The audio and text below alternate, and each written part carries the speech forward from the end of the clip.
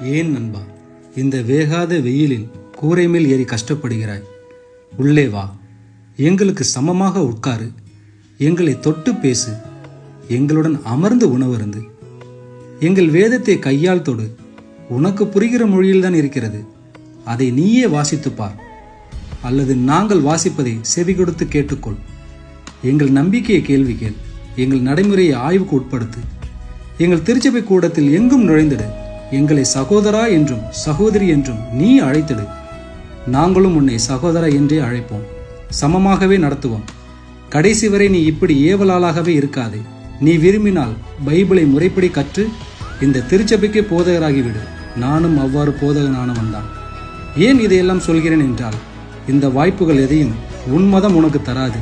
திருச்சபை கூடத்தின் கூரை வரை ஏற முடிந்த உன்னால் உன் கோவிலின் கருவறைக்குள் நுழைய முடியாது. அதனால் தான் அழைக்கிறேன்.